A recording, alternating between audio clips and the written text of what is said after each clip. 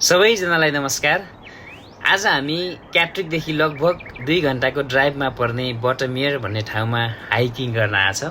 यो ठाउँको मेन विशेषता चाहिँ बीचमा ठुलो ताल छ अनि तालको वरिपरि लगभग 2 घण्टा लाग्ने हाइकिङ रुट छ।